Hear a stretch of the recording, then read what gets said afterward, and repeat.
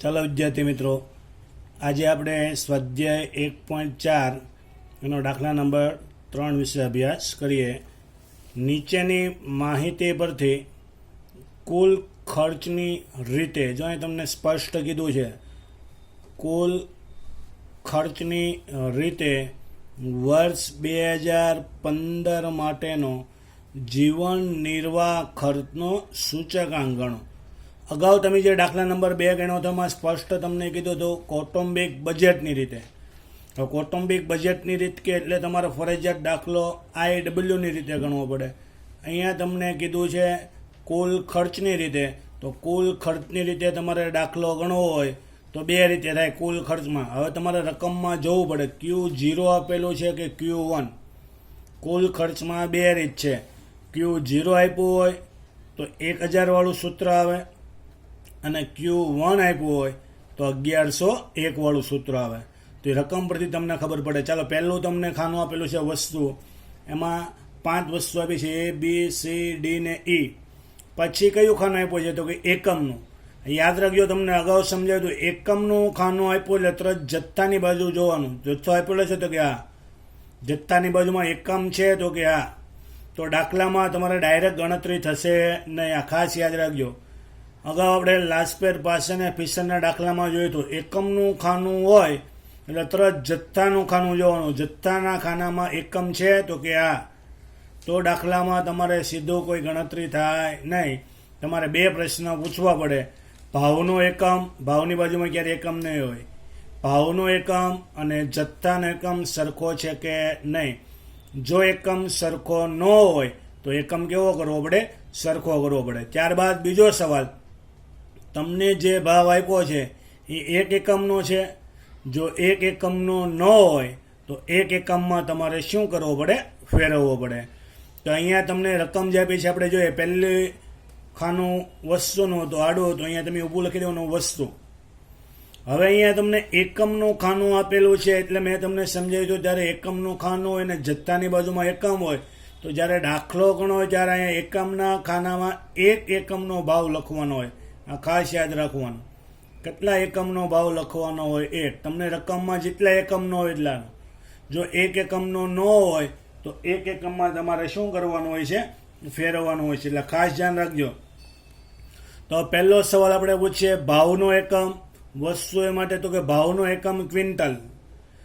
જથ્થાનો એકમ તો કે જથ્થાનો એકમ કિલોગ્રામ. તો પહેલો સવાલ, એકમ સરખા છે તો કે નહીં. તો એકમ કેવા કરવા પડે? સરખા કરવા પડે. તો તમને શીખવાડ્યું હતું એક ક્વિન્ટલ, જ્યારે ક્વિન્ટલ હોય એટલે કિલોગ્રામ. એક ક્વિન્ટલ એટલે કેટલા થઈ જાય તો કે 100 કિલોગ્રામ. આ યાદ રાખવાનું. ક્વિન્ટલ હોય તો ક્વિન્ટલને કિલોગ્રામમાં ફેરવી દેવાનું. હવે તમારો સવાલ, ભાવનો એકમ તો કે કિલોગ્રામ, જથ્થાનો એકમ તો કે કિલોગ્રામ. એકમ હવે કેવા થઈ જાય તો કે સરખા. તો એકમ સરખા થઈ જાય. અહીંયા ઊભું તમારે જોવાનું છે. રકમ અહીંયા આડી આપી એટલે અહીંયા ઊભું જોવાનું છે.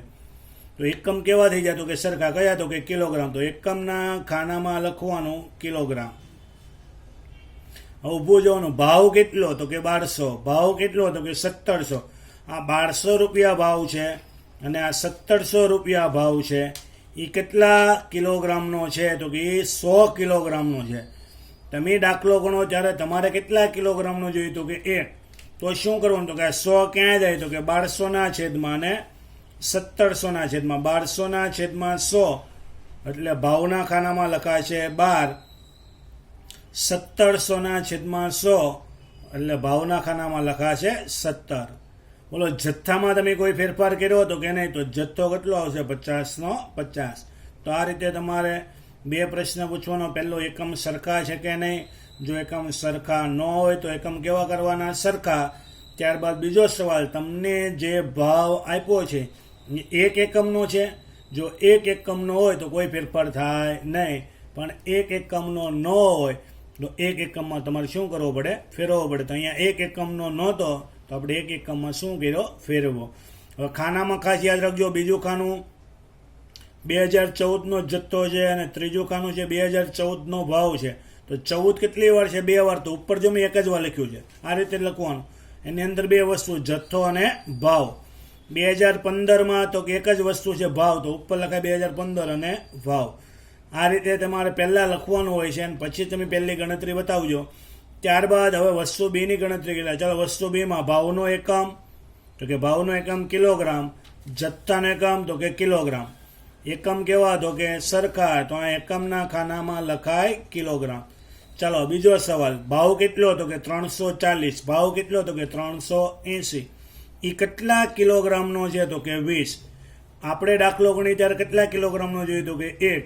તો શું કરવાનું તો કે જે 20 છે કોના છેદમાં જાય તો કે ભાવના, 340 છેદમાં 20, એટલે ભાવના ખાનામાં આવશે 17 અને 380 છેદમાં 20 એટલે તમારો જવાબ આવશે 19. બોલો જથ્થામાં કોઈ ફેરફાર કર્યો નહીં, તો આ જથ્થો કેટલો તો કે 18/18. તો આ રીતે વસ્તુ બી ની ગણતરી થશે.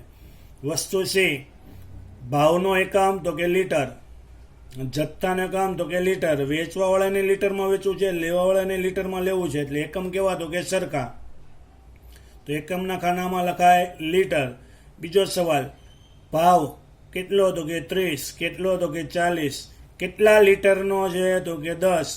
આપણે કેટલા લીટરનો જોઈએ તો કે 1, તો 10 ક્યાં જાય તો કે છેદમાં કોના, 30 અને 40. તો ભાવના ખાનામાં 30 ની બદલે લખાય 3 અને 4. બોલો જથ્થામાં કોઈ ફેરફાર તો કે નહીં, તો અહીંયા કેટલા લખાય 12/12.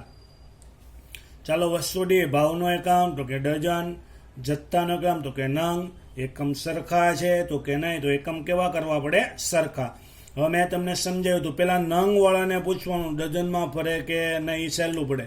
તો કે 20 નંગ ક્યારે ખબર પડે ડઝનમાં, તો કે 12ના ઘડિયામાં આવે તો કે નહીં. હવે કોઈ કે મારે ફેરવવું છે તો આ 20/12 કરશો એટલે ડઝનમાં ફરી જાય, પણ તમારો જવાબ કેવો આવે, પોઈન્ટમાં આવે.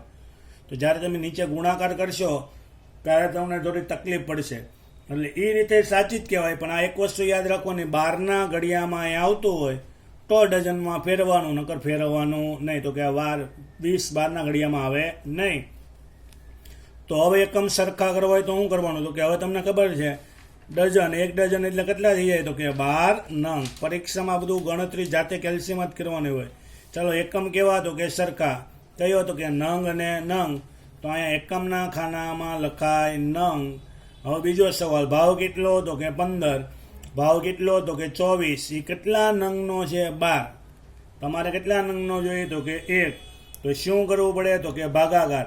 કોનો ભાગાકાર કરવો પડે તો કે 12નો. કોની સાથે તો કે 15 અને 24 સાથે. તો આપણે જોઈએ 15 અને 24 સાથે. 15 છેદમાં 12 લખશો એટલે તમારો જવાબ આવશે 1.25 અને 24 છેદમાં 12 લખશો એટલે તમારો જવાબ આવશે 2. જથ્થામાં કોઈ ફેરફાર કર્યો તો કે નહીં, તો અહીંયા લખાય 20/20. અહીંયા લખાય 20/20.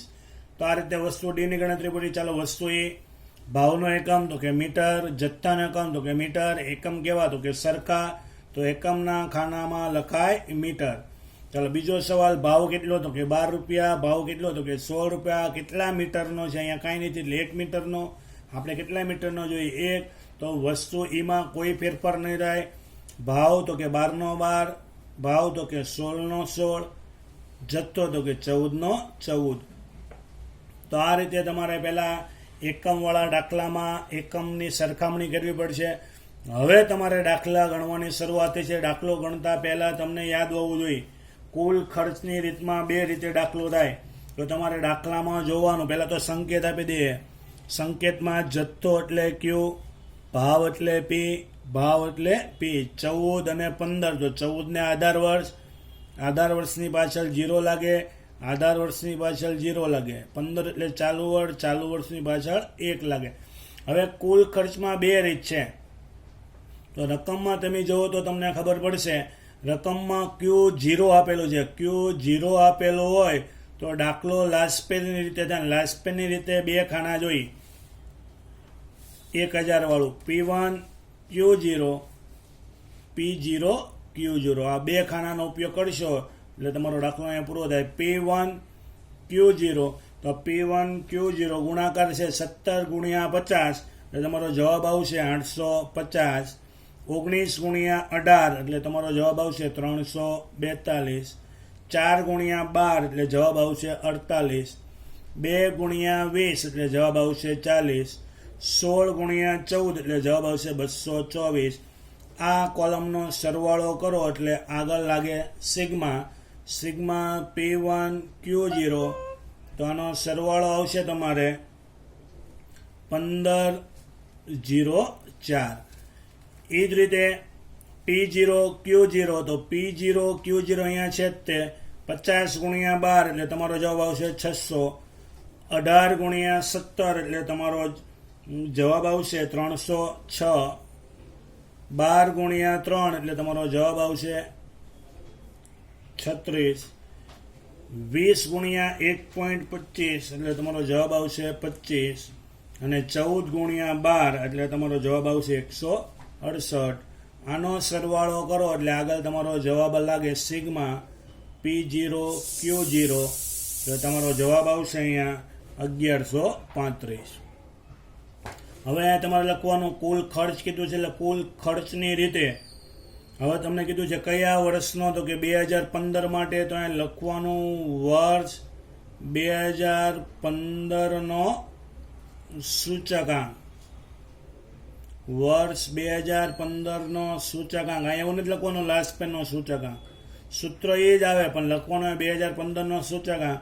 સૂત્ર સિગ્મા P1 Q0 છેદમાં સિગ્મા P0 Q0 ગુણ્યા 100. તો sigma P1 Q0 1504, sigma P0 Q0 1135 ગુણ્યા 100. બંનેનો ભાગાકાર કરીને ગુણ્યા 100 કરશો એટલે તમારો જવાબ આવશે 132.51. તો તમારો જવાબ છે 132.51. તો આ દાખલો અહીં તમારો પૂરો થાય. અર્થઘટન કીધું નથી એટલે અર્થઘટન લખવાનું નહીં. જો કીધું હોત તો લખે જ ભાઈ આધાર વર્ષ એટલે કે 2014ની સાપેક્ષમાં 2015ના સૂચકાંકમાં 32.51% શું થયો કહેવાય વધારો. તો અહીંયા તમારે અર્થઘટન કીધું નથી એટલે લખવાનું નથી. એટલે યાદ રાખજો ખાસ, કુલ ખર્ચમાં બે રીત છે. Q0 હોય તો 1000 વાળું સૂત્ર આવે, અને જો Q1 હોય તો 1101 વાળું સૂત્ર આવે. એટલે 1101 ના ખાના તમારે બનાવવા પડે. આ સાથે આ દાખલો સમાપ્ત થાય છે. અસ્તુ.